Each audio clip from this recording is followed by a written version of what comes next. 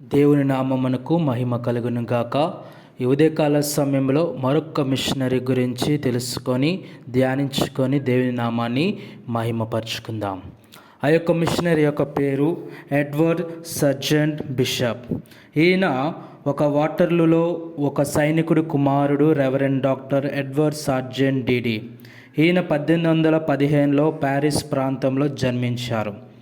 తన తండ్రితో కలిసి భారతదేశానికి వచ్చారు.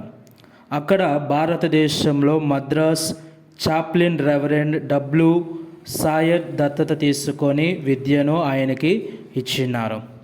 మద్రాస్ సమీపంలోని చర్చ్ మిషనరీ సొసైటీ అయిన సిఎంఎస్ సెమినరీలో శిక్షణ పొందారు. 1835 నుండి 39లో తిరునెల్వేలికి ఏజెంట్గా 4 సంవత్సరాలు అక్కడ పనిచేశారు. ఇంగ్లాండ్కు వెళ్ళి ఇస్లింగ్టన్ కోర్సు తీసుకొని 1841లో డీకన్గా అక్కడ నియమితులయ్యారు. అదేవిధంగా పూజారిగా 1842లో నియమితులయ్యారు. తిరునెల్వేలిలోని చర్చ్ మిషనరీ సొసైటీ మిషనరీగా తిరిగి మళ్ళీ మన భారతదేశంలో ఉన్న తిరునెల్వేలికి వచ్చిన్నారు. సువిశేషపురంలో 1843 నుండి 52 వరకు తన విశేషమైన పరిచర్యను అందించినారు. అదేవిధంగా పాలంకోట అనే ఒక ప్రాంతంలో 1852 నుండి 1877 వరకు ఈ యొక్క సంవత్సరాల వ్యవధిలో ఆయన పనిచేస్తున్నారు.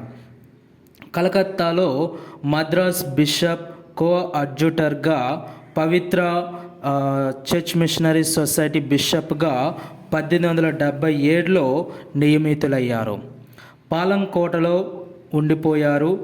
ఎస్పీజీ అనే ఒక మిషన్లో తన స్నేహితుడు కాల్డ్వెల్తో కలిసి మిషనరీ పరిచర్యలో పనిచేశారు.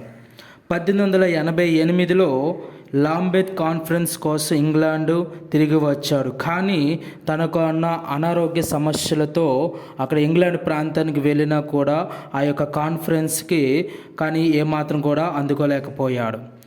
చాలా అనారోగ్యంతో హాజరు కాలేకపోయాడు. మరియు మరుసటి సంవత్సరము అనగా 1889లో మన భారతదేశంలోని పాలంకోటలో మరణించినారు.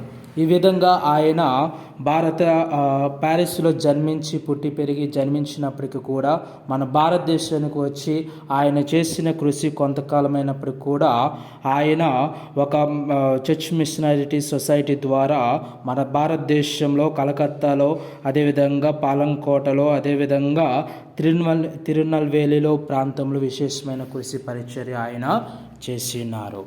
ఆమేన్.